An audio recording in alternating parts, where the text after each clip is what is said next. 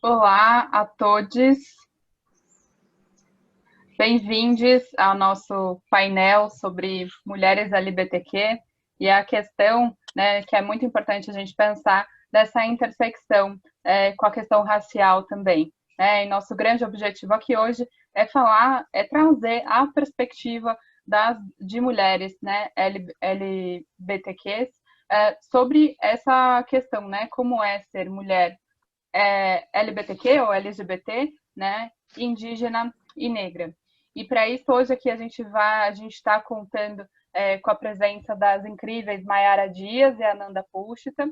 Elas também fazem parte, né, do comitê gestor e fazem parte da rede brasileira de mulheres LGBTQ, que tem como objetivo aqui no Brasil de gerar networking, visibilidade, empregabilidade de mulheres LGBTQ aqui e também trazer essa questão tão importante que é a interseccionalidade, né? Esse pensar interseccional quando a gente trabalha políticas e ações de diversidade e inclusão. Eu queria pedir também, a gente tem 1 hora, mas a gente quer deixar um tempo que a gente acha muito importante para possíveis perguntas que venham. Então, se vocês puderem digitar no chat ou do Zoom ou do site, né, lá do Altianico, é muito importante para que a gente possa responder ao final as perguntas. Eu queria começar com uma rodada de apresentações. Posso começar comigo, depois segue Mayara e Ananda. Bom, meu nome é Débora Guepp, eu sou responsável pelo programa de diversidade, equidade e inclusão da Braskem, que é uma petroquímica brasileira multinacional. Também sou cofundadora da Rede Brasileira de Mulheres LGBTQ, como mencionei anteriormente, que quer gerar essa visibilidade dessa população. Também sou membro do Comitê de Diversidade e Inclusão da BPRH. E é um prazer estar aqui hoje com vocês. Agradeço ao convite do Altianico para podermos visibilizar, né, tanto a pauta local, Brasil, Latina, quanto trazer essa interseccionalidade tão importante para esse evento que tem tanto impacto, né, nas organizações e no meio, né, que se discute a pauta de diversidade. Mayara, se você pudesse apresentar. Oi, gente, é um prazer estar aqui. Eu não tenho toda essa experiência da Débora, né, mas eu também trabalho com diversidade e inclusão, eu sou relações públicas. Eu acabo atuando um pouquinho mais no terceiro setor, ainda estou em processo de consultorias, e sou bissexual, sou indígena, sou da etnia potiguara, da Paraíba, e também integro o comitê gestor da Rede Brasileira de Mulheres LGBTQ, como a Débora já tinha comentado. Olha, que legal. Tudo bom, pessoal? Eu sou a Ananda. Alguns já me conhecem aqui no Altinico. Eu tive a oportunidade de ser fellow da organização em 2018. E desde então tenho cada vez mais trabalhado essa temática, né, de interseccionalidades, principalmente dentro do meio corporativo. Eu sou advogada de formação e tive alguma experiência aí no terceiro setor, na defesa de casos de grande impacto, principalmente a criminalização da LGBTfobia, mas também toco outros projetos, como também faz parte do comitê gestor aí da rede de mulheres LGBTQ, que a Débora e a Letícia provavelmente deram início e tão necessária no nosso contexto. Atualmente estou trabalhando na ExxonMobil, também uma petroquímica multinacional, e estou baseada aqui em Curitiba, meus pronomes são ela, dela. Estou muito feliz de estar aqui com vocês e debater essa temática tão importante, porque nós precisamos ter voz, vez e estarmos aí ocupando os espaços todos, sempre, juntas. Muito legal. Bom, para começar, eu acho que uma questão que ainda é pouco debatida, né? Eu acho que tanto nos países como aqui no Brasil, é a questão indígena. Então, como de fato fazer essa inclusão indígena e quais são os desafios da população indígena, e ainda mais quando a gente fala da população LGBTQIA. Né? No Brasil, a gente tem, enfim, aí N cenários que a Mayara pode falar melhor do que eu, em que a população indígena está inserida e que hoje sofre. E eu queria ouvir de você, Maiara, quais são, né, os desafios da população indígena LGBTQIA, né, que ainda é uma questão mais complexa, tanto quando a gente pensa, né, dos que estão numa situação de aldeia, né, que são os aldeados, e dos indígenas em contexto urbano. E quais são os desafios também quando a gente fala de mercado de trabalho, né, para o acesso, para o desenvolvimento, enfim. Eu acho que o primeiro passo para a gente incluir e trazer essa pauta indígena para todos os cenários possíveis é a gente lembrar que são mais de 300 etnias só aqui no Brasil. Se a gente for falar de América Latina, esse número vai subir incontavelmente.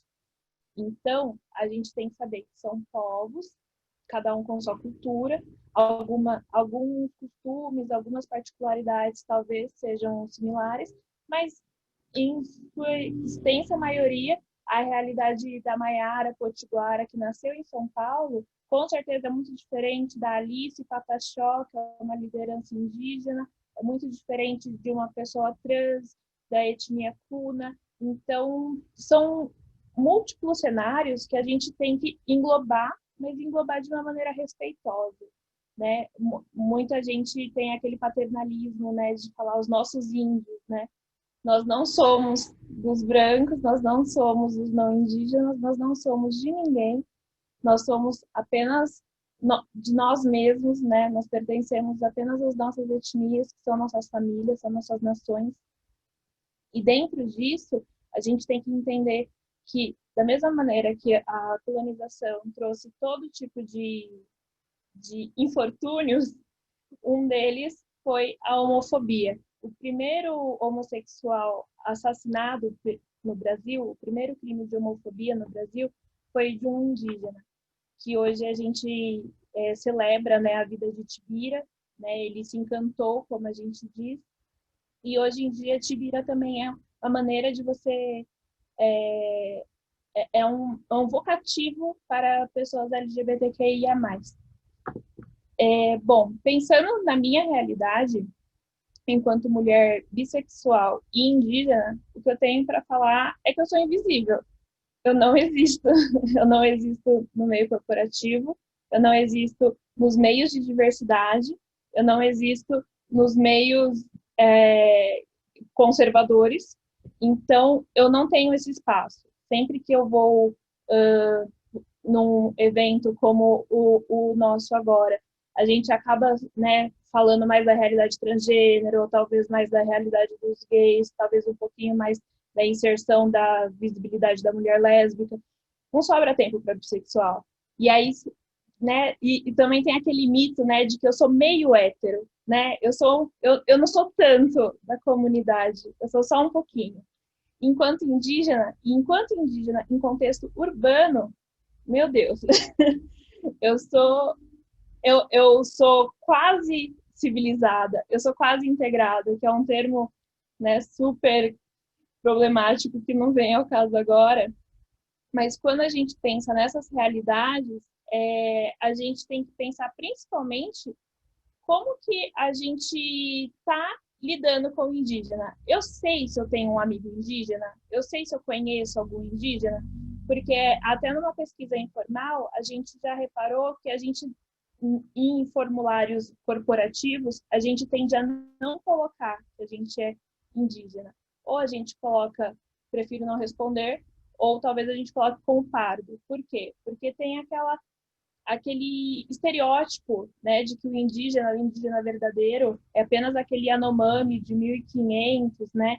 Então, eu não tenho cabelo chanelzinho, né? Não tenho a franjinha cortada, eu não estou de cocar aqui, como eu ouso não estar de cocar se eu estou falando por indígenas. Então, a gente tem que analisar, primeiro, como que a gente vê o indígena hoje. A gente ainda acha que ele é aquele dos livros, a gente ainda vê as mulheres com aquela fetichização, talvez, da mulher indígena igual a Iracema, igual a outros personagens que já saíram na mídia, ou a gente sabe que não, eu tenho uma amiga indígena no trabalho. Não, eu tenho um colega que foi meu professor na pós, que ele era de uma etnia do Amazonas. A gente tem que se familiarizar. E para a gente se familiarizar, a gente precisa começar. Não tem outro jeito. A gente precisa, principalmente, tornar os ambientes acessíveis. Eu lembro que na primeira reunião que a gente fez da Rede Brasileira de Mulheres LGBTQ+, no Happy Hour, houve o comentário que estávamos em maioria de, né, eu acho que tinham 3 pessoas que não eram brancas, e aí foi feito o comentário, né? Aqui só tem branco. E aí eu falei, eu não sou branca. E aí olharam assim, né, meio estranho. Eu sou indígena. Nossa, mas sério? E isso é um ambiente de diversidade. Isso é um ambiente que já já deveria estar atento e possibilitando a chegada dessas realidades que talvez não sejam tão próximas. Então, o que a gente precisa é tirar da invisibilidade, né?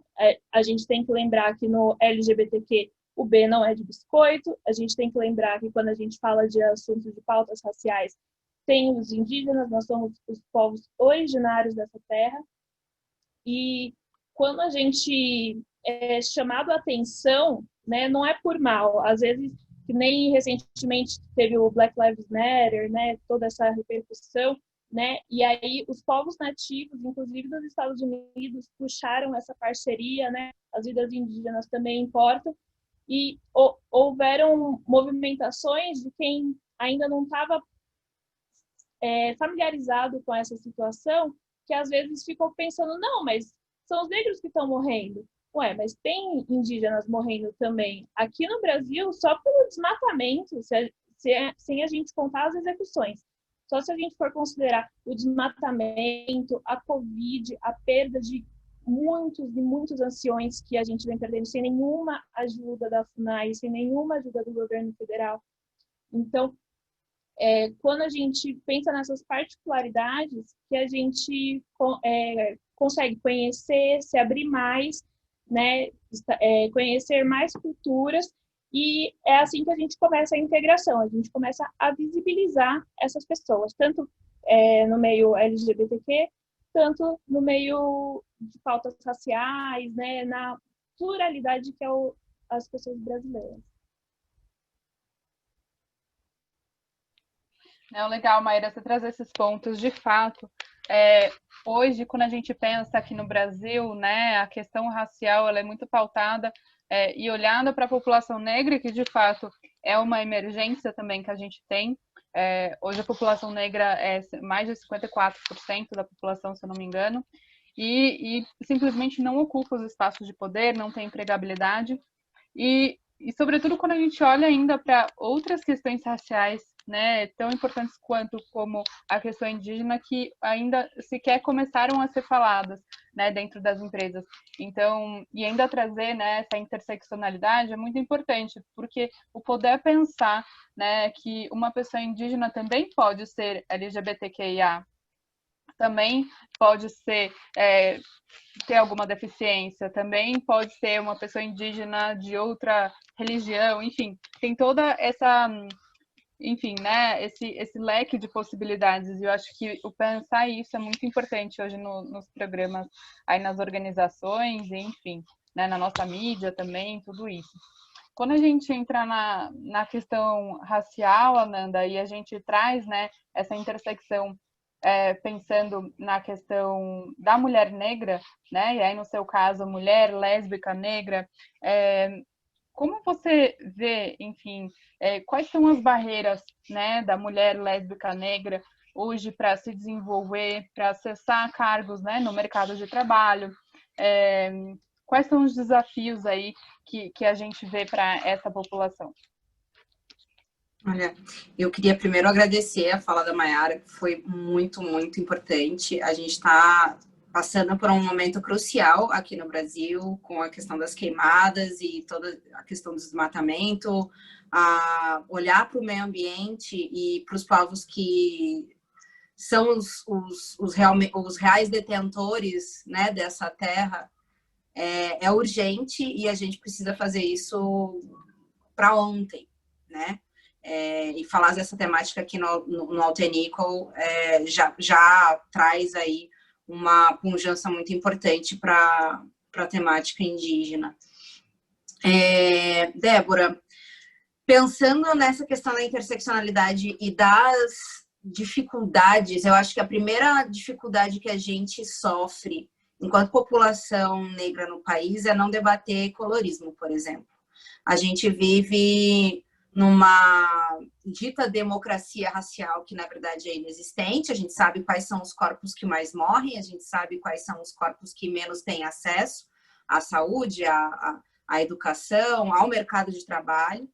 E, ao mesmo tempo, a gente tem uma falha na nossa educação e na nossa estrutura social, que é colocar a pauta da melanina, os tons de cor de pele para quem se é negro. Você não é negro o suficiente, você não é branco o suficiente, você não é indígena o suficiente. Daí trago bem o ponto da Maiara, né? Quando se coloca que só tem brancos aqui, mas eu não sou branca, eu sou indígena.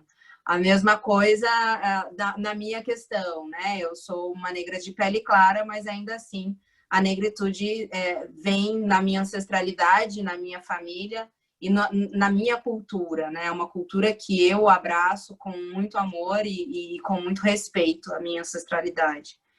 E parte desse princípio primeiro, né? Que a gente sempre fala que assim como não se nasce mulher, torna-se, a questão da negritude também, falar sobre isso também é um processo, né? A gente tem muitas pessoas negras que performam uma branquitude, né? Que performam um comportamento que renega, na verdade, sua própria origem de ancestralidade, né? Que não faz essa reverência a todos os povos escravizados que foram trazidos pela diáspora aqui para o Brasil.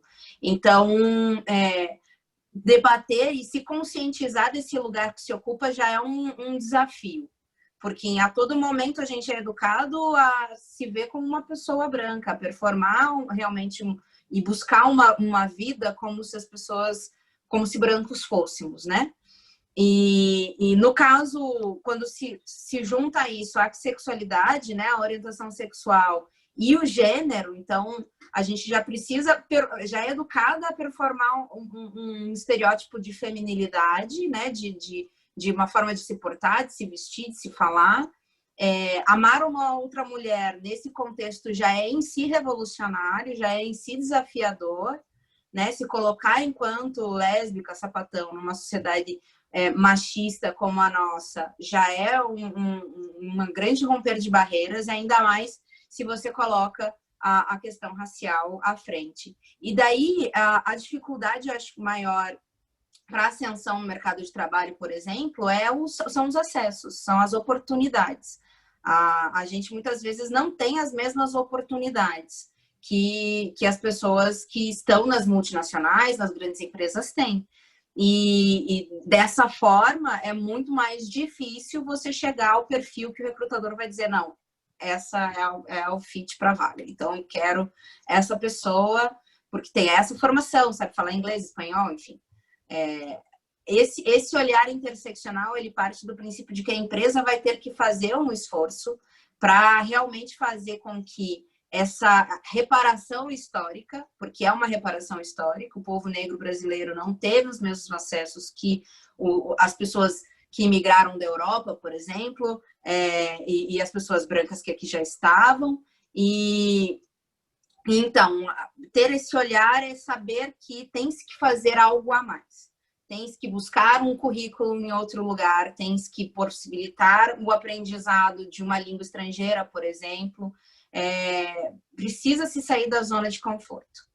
E ao passo que isso é importante, também é importante preparar, né, o espaço no mercado de trabalho para que a gente se sinta confortável, né, para que a nossa sexualidade não seja um ponto de pauta no nosso dia a dia, para que a nossa produção seja considerada da mesma forma e para que a gente consiga ascender, né, dentro da carreira, nos cargos de liderança, trazendo a representatividade que realmente a gente precisa ter enquanto 54% da população brasileira. Sim, você trouxe pontos bem interessantes, Ananda, principalmente pensando enquanto empresa, né? E eu que hoje estou responsável por um programa de diversidade e inclusão, penso também nesse desafio, né, do pensar interseccional na construção de ações. Então, por exemplo, hoje, na Braskem, na empresa que eu trabalho, a gente está começando a estipular metas de mulheres na liderança, metas, enfim, de aumento, né, da representatividade interna de grupos minorizados. E aí eu sempre coloco, né, nesse processo de construção dessas metas, a seguinte questão. Tá, se a gente tiver a meta de chegar a 50% de mulheres em 2030, quais mulheres vão chegar lá? E muito provavelmente vão ser as mulheres brancas de classe média alta, heterossexuais, sem deficiência. E se não tiver, né, esse pensar interseccional desde já, a gente gera também um problema de diversidade futuro, né? Porque, de fato, mesmo fazendo parte de um grupo minorizado, a gente tem nossas camadas de privilégio, né? E marcadores, e demais marcadores identitários, e muitas vezes minorizantes também, né? Quando a gente olha, principalmente da pauta em que a gente está falando hoje.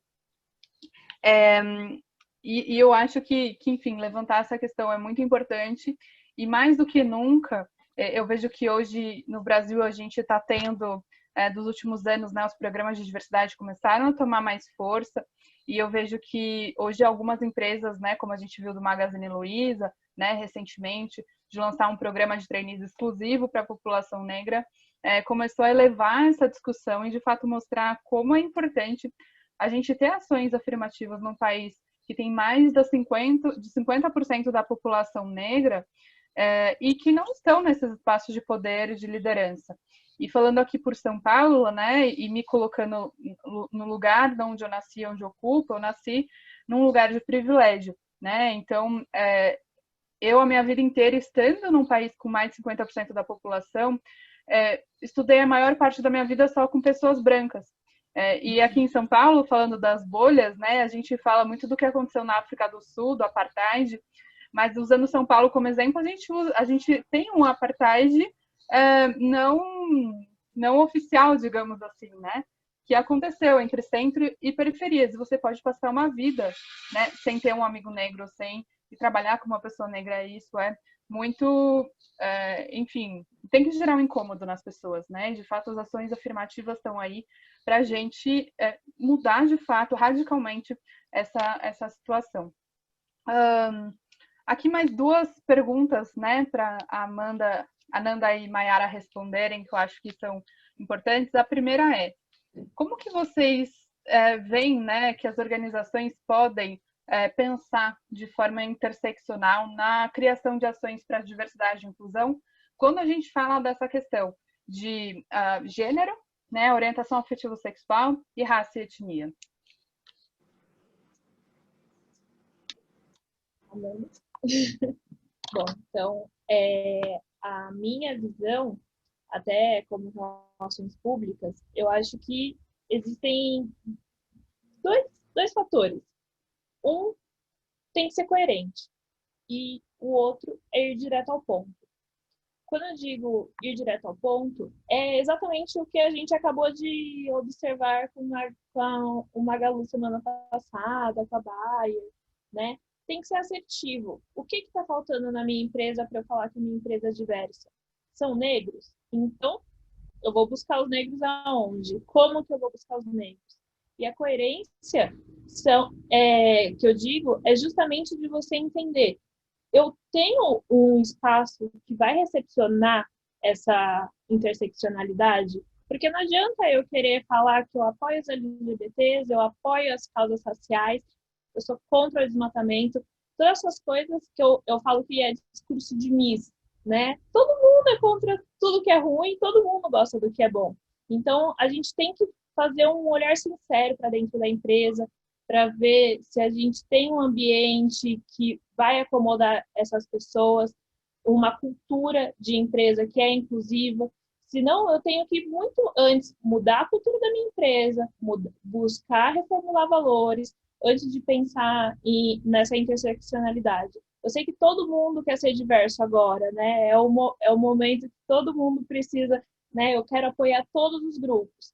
Legal, mas você precisa de um planejamento para isso e essas pessoas precisam entrar e ficar, né? Não adianta você trazer várias pessoas porque você fez um processo seletivo só para indígenas, você criou um curso para os indígenas que não falam português, você foi ali direto ao ponto, mas quando chega no trabalho, as pessoas olham torto para o indígena que está com algum objeto, alguma pintura, né? Eu já passei por isso em empresas diversas. Então, a gente tem que tomar cuidado, principalmente com o nosso público de casa, primeiro, né? A gente faz essa educação dentro de casa, vê se está todo mundo falando a mesma língua, e aí a gente vai buscar ser assertivo na nossa busca de atração de talentos.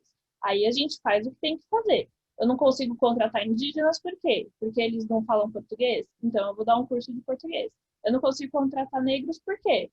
Você tem que se perguntar sempre por que a diversidade não chega à sua empresa, antes de perguntar por que exatamente você quer ser diverso. Então, hoje em dia a gente sabe que é um fator competitivo até, né? A diversidade é essa coisa linda que que nos traz múltiplas ideias, perspectivas, mas a gente tem que ir se acomodando, né, dentro da nossa realidade, porque senão o seu público pode tratar mal também os que chegarem dos públicos diversos, e aí como que você vai fazer? Né? Você vai ter um problema muito maior dentro de casa para resolver. Então, eu acredito nesses dois fatores, ir direto ao ponto e ser coerente. Eu vou aproveitar e colocar um pouco nesse caldo que a Mayara já trouxe, a questão da disponibilidade de botar o dedo na ferida, né? Que é realmente ir direto ao ponto e ser coerente, mas aprender também com isso, né? Aprender ter esse espaço de autoconhecimento pessoal e coletivo dentro da empresa, porque a mudança de cultura ela não acontece do dia para a noite. Então, você vai ter um processo, né, de aprendizado, um processo pessoal de cada gestor, por exemplo, que não esteja aí familiarizado com as questões da diversidade, com os marcadores sociais. Você vai ter, enfim, uma série de peculiaridades que a empresa em si vai ter que passar coletivamente e as pessoas, né, os colaboradores individualmente. E isso já aproveita a pergunta que foi colocada no chat sobre como educar, né, as pessoas, essa população mais privilegiada, sobre esses marcadores, né, da diversidade e fazer com que elas entendam que, na realidade, a gente não quer adquirir privilégios e sim ter as mesmas oportunidades. E, para mim, para ser assertivo nesse ponto, fazer a desconstrução um pouco do discurso da meritocracia. Porque a gente tem que entender, né, que socialmente a gente só consegue ter uma meritocracia de fato quando todo mundo parte do mesmo ponto. Ou seja, quando todos temos as mesmas oportunidades, as mesmas chances de chegar àquele espaço. Ou seja, falar para uma pessoa na periferia que tem pouco acesso a saneamento básico, pouco acesso à alimentação diária, rica em nutrientes, pouco acesso a um desenvolvimento, né, educacional, se comparado com as pessoas que estão estudando nos colégios particulares mais caros do país, já é um ponto, né? A gente precisa analisar os contextos de ponto de partida.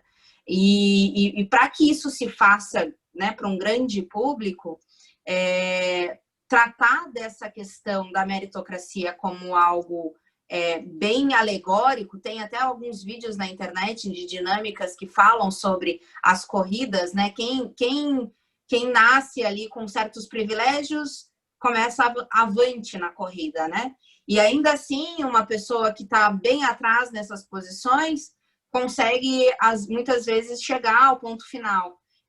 Mas o esforço é muito maior. Então, reconhecer que esse esforço é muito maior e reconhecer que essas facilidades que a gente tem na vida, né, de ter uma boa educação, uma boa alimentação, horas de sono, uma família estruturada, a não existência de violência doméstica dentro de casa, por exemplo, que é algo muito comum no país, a não necessidade de pegar 3, 4, 5 ônibus para poder chegar no local de trabalho, no local de estudo, ter essa consciência, né, da complexidade da vivência de cada um, já é um ponto de partida para que a gente desconstrua esse discurso meritocrático, que na realidade é falacioso.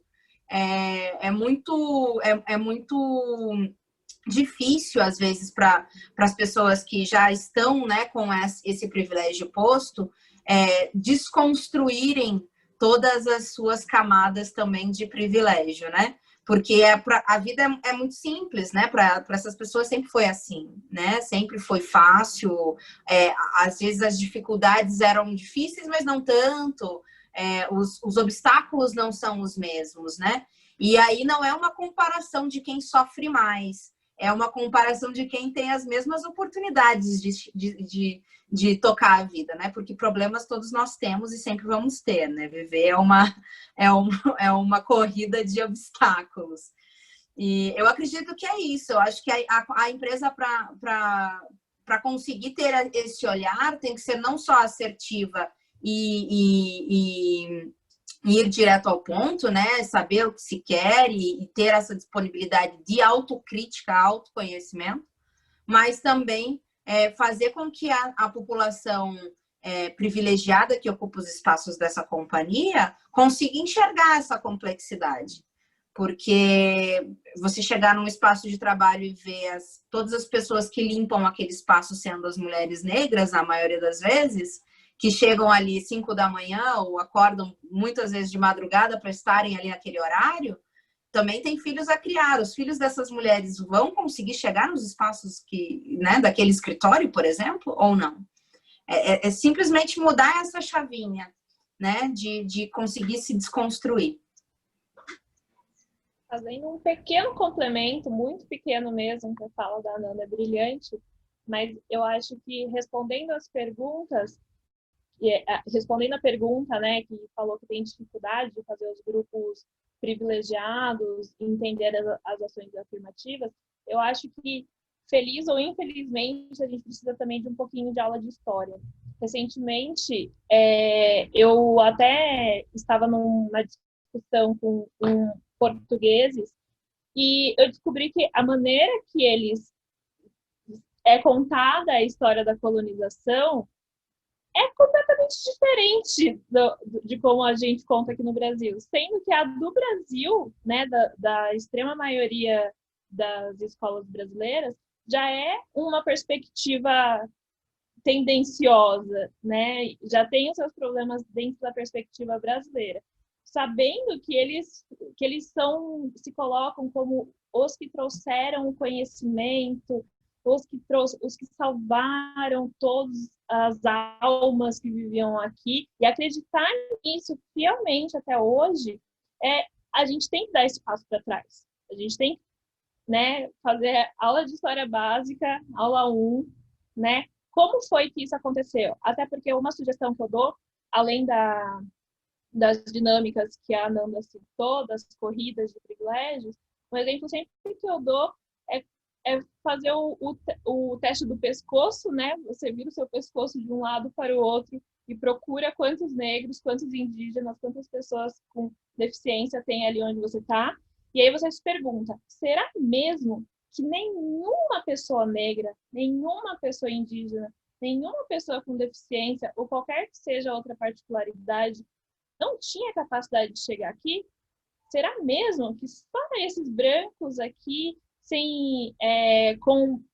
que tiveram vivências muito diferentes do que a maioria da população vive, só eles que conseguem chegar?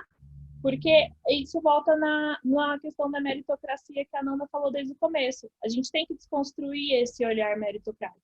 E isso vai começar, querendo ou não, com a aula de história.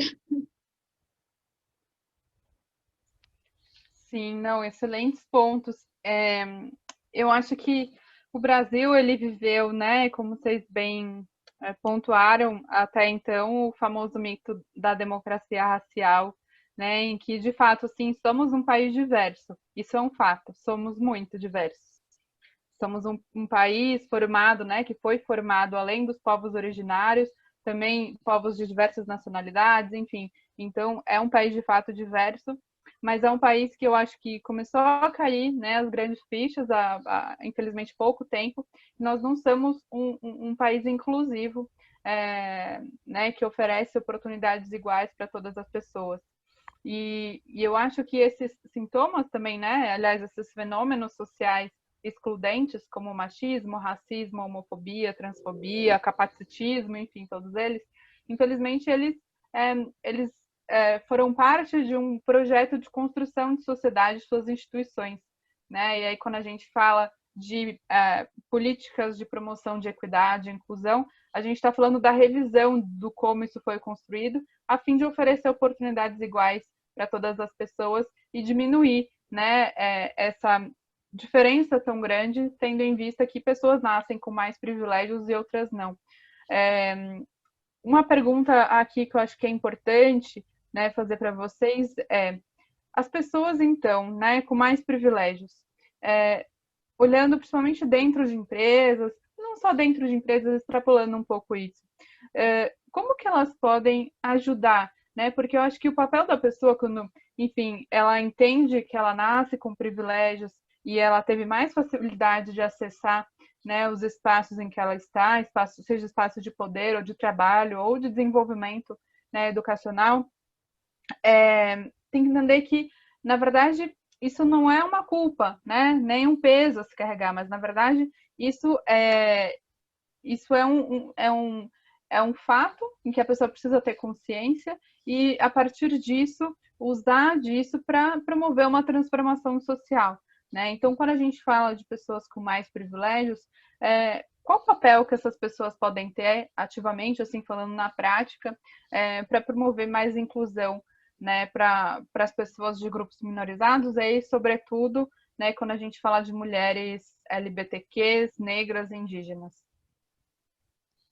Eu acho que é principalmente o colocar o dedo na ferida, né? Até na realidade dos movimentos do Black Lives Matter, que a gente viu há alguns meses atrás, repercutiu muito alguns vídeos de brancos se colocando na frente dos negros para que eles não fossem presos, para que eles não fossem agredidos pelas forças policiais ao tentar conter toda aquela situação.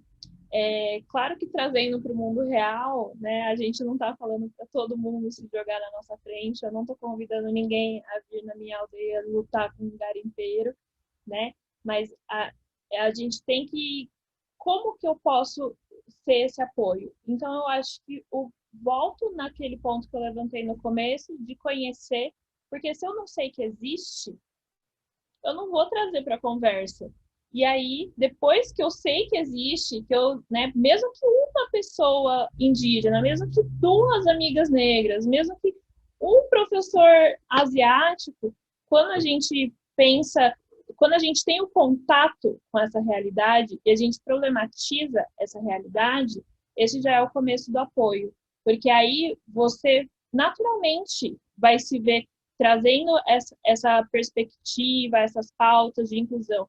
Que, como diz aquela frase muito conhecida no meio da diversidade, é que inclusão é convidar para o baile, integração é chamar para dançar. Então, a gente tem que participar junto, a gente tem que superar esse momento em que a gente ainda é o separado, né? A gente tem que superar esse momento de que eu ainda tenho que buscar indígenas, eu ainda tenho que buscar negros, eu ainda tenho que buscar mudar toda a estrutura da minha empresa para acomodar esses grupos. Só depois que a gente superar essa pauta, né? Tá todo mundo dentro do baile, aí a gente vai começar a dançar. Porque aí a gente vai ver que ele estava ali, né? se a gente tiver que buscar em casa, que é o serviço que as empresas têm que fazer, né, para buscar essa diversidade, vai dar mais trabalho, né? Eu, enquanto indivíduo, vai ficar difícil de eu sozinha ir buscar todo mundo em casa para chamar para o baile. Agora, se eu já estou no baile, eu estou vendo que tem aquele grupo que até talvez pareça um pouco mais deslocado, mas eu começo a dançar com eles, a harmonia vem. Então, eu acho que é basicamente isso. Bom, eu quero até puxar o slogan do próprio Summit, né? O Business of Belonging. Acho que o negócio do pertencimento é justamente o ponto que a gente tem que colocar, né? Que é o que complementa o que a Mayara traz. Superar essa fase da diversidade, da inclusão e realmente fazer com que as pessoas se sintam pertencentes naquele espaço, né? E, para mim, aliados, eles são de suma importância. Acho que, se não de suma importância, mais importante até que nós nos reconhecermos enquanto minorias. Por quê? Porque são essas pessoas que ocupam esses espaços que muitas vezes conseguem trazer, serem vocais, né? E conseguem trazer esses assuntos em espaços que a gente não vai estar, né? E em reuniões, por exemplo, que nós não vamos conseguir acessar porque não somos da liderança, porque não estamos naquela empresa, enfim. São essas pessoas que vão ser vocais por nós em alguns espaços onde a gente não estará. No entanto, como a própria Débora falou, né, a questão da consciência, ter essa consciência não é ter uma culpa, né, pessoal? A gente sabe que isso está posto, a gente nasce assim e pronto. Ninguém precisa ficar se martirizando por ter seus privilégios, muito pelo contrário. Mas tem-se que se ter a consciência e atitudes decorrentes dessa consciência, né? E essas atitudes vão desde você conhecer um pouco mais, como a Mayara falou, né? Conhecer mais as causas indígenas, mais a diversidade dos povos originários que nós temos aqui, mais a história, né? Mas não só isso, né? Ter pessoas ao seu lado. A partir do momento que você conhece, você vai buscar pessoas, né? E aí multiplicar a sua rede, né? De contatos, de conexões, não só com amizades, mas também economicamente. É muito melhor você comprar ou consumir algo de uma pequena empresa local que é gestada e tem como sua empreendedora, por exemplo, uma mulher lésbica negra, do que você chegar numa grande rede de supermercados, por exemplo. Ou então, um outro exemplo que dá para se ter é a nossa responsabilidade diária enquanto cidadãos, né? Saber que a escola pública do seu bairro está realmente tendo uma boa educação. Saber que a escola que seu filho estuda, mesmo sendo particular, tem pessoas negras lá inseridas, tem pessoas com deficiência inseridas, tem pessoas LGBTs, e essas pessoas LGBTs não serão discriminadas por serem LGBTs. Então, é uma série de questões que a gente precisa ter no nosso dia a dia. Então, primeiro, ter a consciência e, em decorrência dessa consciência, atitudes que tragam essa possibilidade de ultrapassar, né, esses espaços e essas barreiras. Porque os aliados são a nossa voz.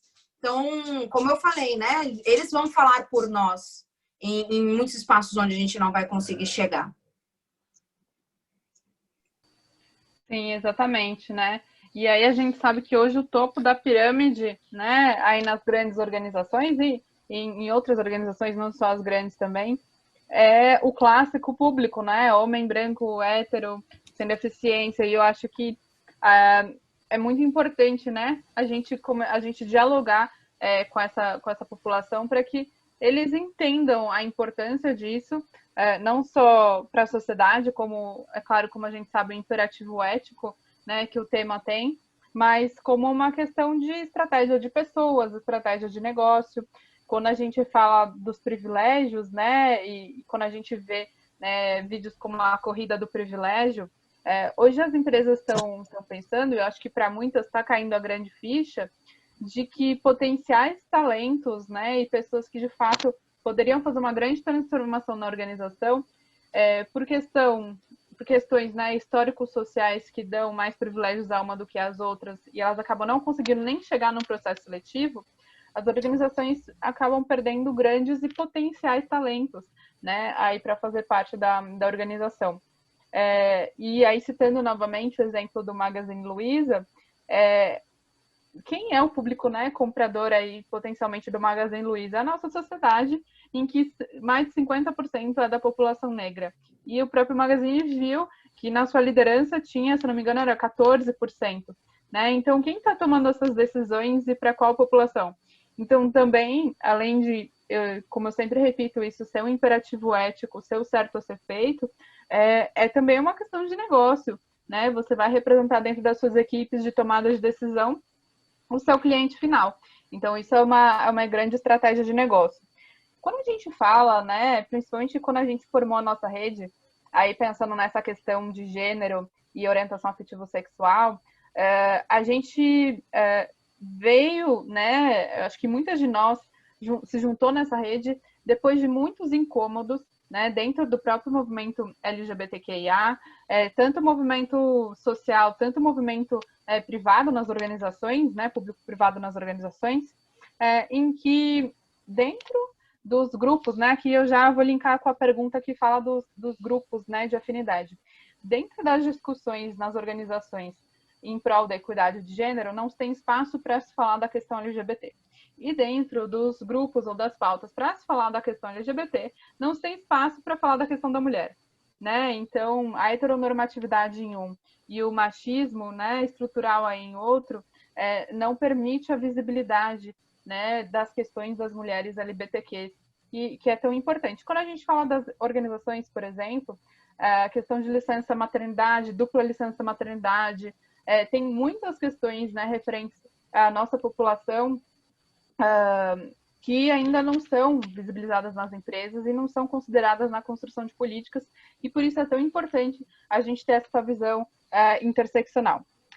E voltando, né, uma das questões, né, que a gente ouve bastante, né, algumas mulheres da rede falando, é sobre a falta de espaço nas redes de afinidade, nos grupos de afinidade, principalmente os LGBTQIA, para se ter voz, né, para se ter a voz da mulher, né, para se ter a voz dessa questão de gênero. E tem uma pergunta aqui muito interessante, que é como diferentes grupos de afinidade podem trabalhar junto para que essas conversas, para ter essas conversas em torno de diferentes identidades, né, para gerar essa intersecção. Então, talvez aqui a sugestão seja, né, a rede de afinidade de gênero com a LGBTQIA, mas eu acho que, aproveitando essa pergunta, a pergunta que eu deixo aqui para vocês, como pensando aí os grupos de afinidade, né, ou essas iniciativas de funcionários, elas podem pensar aí de forma interseccional e podem dar espaço, né, para as mulheres e para a população LGBT também.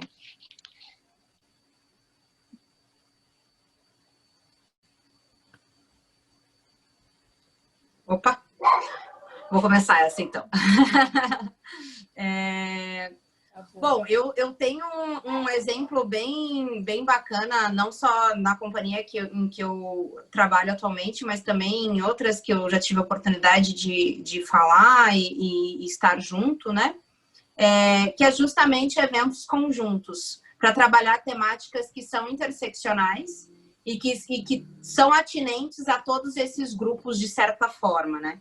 Isso é um primeiro ponto, um primeiro passo. Né? Eu nunca me esqueço quando o Thiago Marinho, que foi meu companheiro de fellowship, falou sobre o primeiro evento que ele fez com Mães pela Diversidade, que todo mundo na vida tem mãe, então quer entender um pouco melhor a causa LGBTQIA+, vamos falar com as mães dessas crianças, né, LGBTQIA+, e como isso quebra barreiras, né? A partir do momento que a gente fala de um ponto onde todos conseguem se conectar, você consegue trabalhar um pouco essa temática de uma forma mais sensível.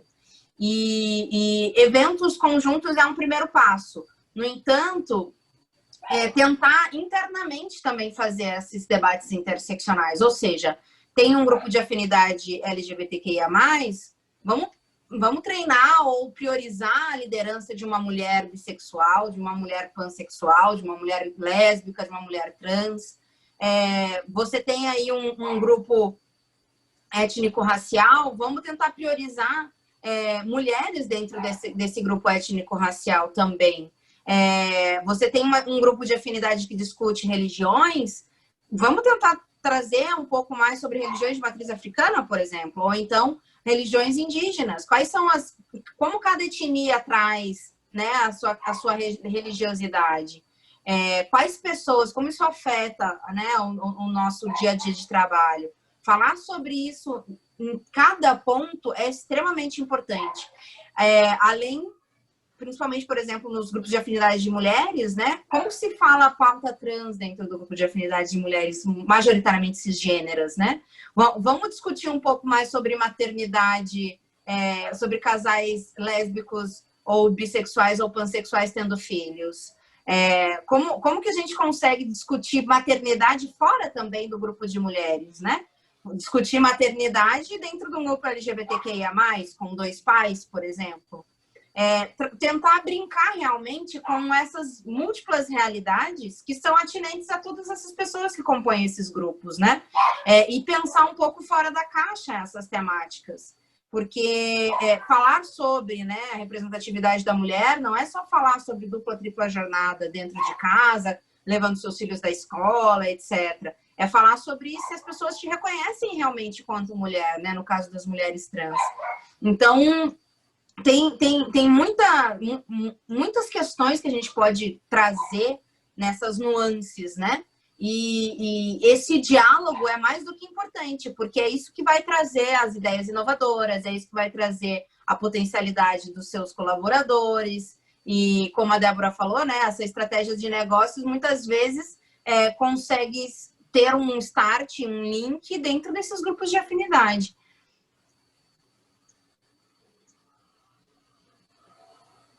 Eu concordo totalmente com a Nanda. E eu acho que a gente pode justamente fazer disso uma força, né? Fazer dos grupos de afinidade uma força, porque no meu caso eu vou participar de 3, né? Eu vou participar no de mulheres, vou participar no de LGBTQIA+, vou participar no étnico-racial. Então, eu vou poder entrar em contato com pessoas de 3 realidades diferentes que não necessariamente vão ter as minhas 3 realidades iguaizinhas às minhas.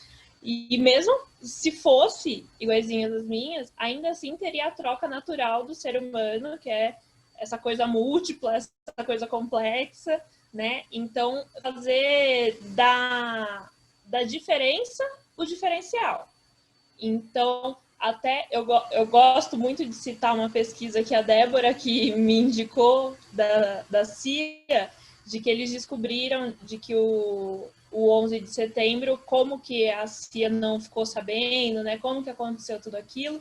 E um dos motivos muito fortes foi porque a maioria dos funcionários da CIA eram o mesmo perfil. Tinham a mesma religião, eram todos brancos, eram todos homens, né? Então, dentro disso, eles tinham vários pontos cegos, né? Eles não conseguiram ver várias realidades que, se tivesse um indiano, se tivesse um muçulmano, se tivesse uma pessoa com qualquer realidade um pouquinho diferente, já poderia ter ajudado nesse gap.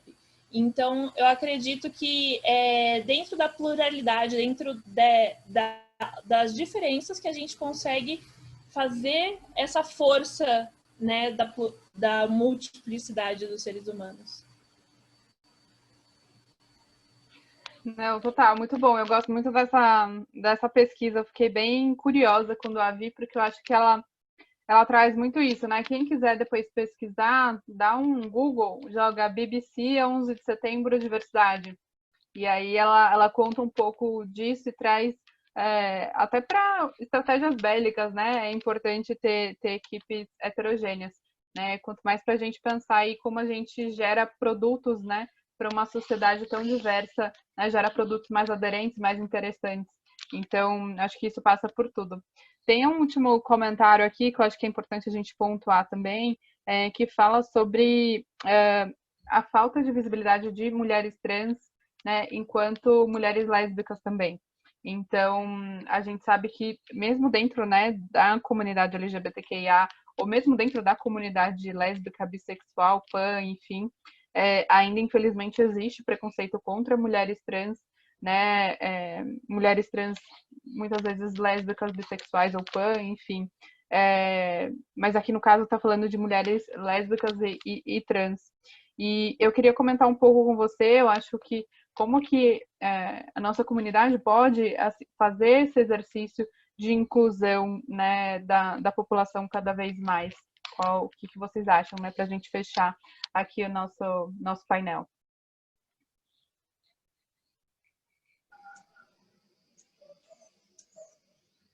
Tá no mudo, Mayara. Achei. Eu acho que a gente retoma a questão da educação, do básico, da história, né? Eu acho que a gente tem que se desvencilhar dos conceitos que foram ensinados para a gente erroneamente, né? E eu acho que se colocar nesse papel de aprendizado, todos nós, mesmo as pessoas diversas, né? Saberem que você é diversa do seu jeito, né? Não é porque uma pessoa branca, de classe média, homem, heterossexual, que de repente ele não tem uma particularidade também que vai agregar para você, né? Que é todo um universo novo. Então, eu acredito que dentro dessas múltiplas realidades que a gente tem que começar do começo. Assim como na outra situação eu citei a aula de história, eu cito aqui a desconstrução total, né? Vamos começar a falar de gênero, o que é gênero, o que é sexo, como que se dá uma performance de gênero, quais são as relações que essas pessoas podem exercer, quais são as possibilidades dentro disso. Então, tem que ser um trabalho muito sério de pesquisa, de até autoconhecimento e de comprometimento com o novo, com as possibilidades dentro dos seres humanos. Exato. Eu concordo extremamente com a Mayara e também contigo, Débora. Eu acho que a gente precisa provocar mais essas falas, sabe? E eu senti muito isso, por exemplo, quando eu fiz a sustentação lá no STF sobre a criminalização da LGBTQIA+, fobia, a outra advogada que estava comigo no púlpito, a doutora Maria Eduarda, ela é uma mulher lésbica trans. E as pessoas não abordavam a orientação sexual dela em nenhum momento, porque se presumia que ela, enquanto mulher trans, era heterossexual.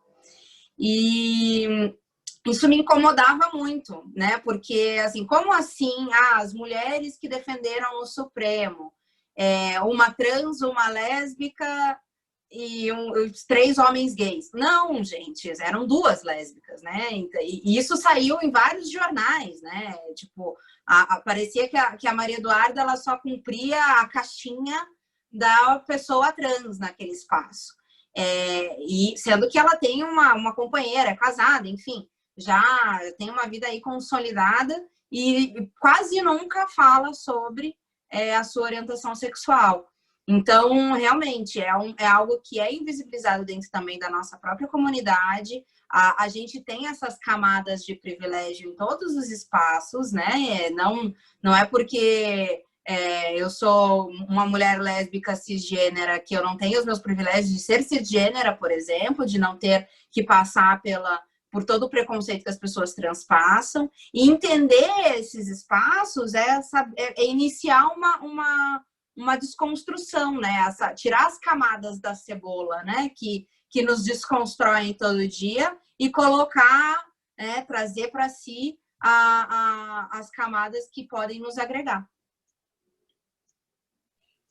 Não, incrível. Enfim, eu sempre adoro conversar com vocês duas. Vocês sempre estão me ensinando a cada troca que a gente tem.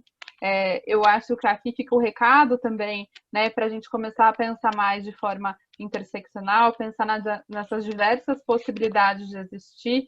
A gente sabe que hoje a gente trabalha, né, diversidade e inclusão nesses grupos minorizados, nesses clusters, mas esse olhar interseccional, de fato, é muito importante para a gente ter de fato, uma inclusão verdadeira e sustentável, né, ao longo do tempo. Eu gostaria, né, em nome da Rede Brasileira de Mulheres LGBTQs, agradecer imensamente ao Altinico por esse espaço, para a gente poder falar um pouco da questão das mulheres LGBTQs, e aqui com esse recorte tão importante de raça. E a gente também se coloca à disposição. Peço também que ajudem a divulgar a rede, né, para as pessoas que queiram fazer parte, e estamos aí de portas abertas para, enfim, compartilhar com vocês, para vocês fazerem parte da rede. Vocês têm mais algum ponto a adicionar, Nanda e Mayara, para a gente finalizar? Eu queria só agradecer mesmo a oportunidade. Exato. Muito amor, que todos nós sigamos aprendendo uns com os outros e nos colocando nesse olhar de que a gente sempre está aprendendo com o outro. Exato. Eu gostaria só de agradecer também. É muito bom estar com vocês. Infelizmente, a gente está num summit virtual, mas eu acredito que logo, logo a gente consiga se aglomerar novamente. E uma coisa que eu queria só acrescentar ter consciência também é ter consciência de voto, hein, pessoal? E esse ano é um ano eleitoral, então, por favor, votem em pessoas que representem minorias, por favor. É isso. Sim, exatamente. É isso, gente. Muito obrigada a todos, todas e todos. E seguimos aí juntos para criar uma sociedade de empresas cada dia mais diversas e inclusivas. Tchauzinho. Tchau, obrigada. Tchau, tchau.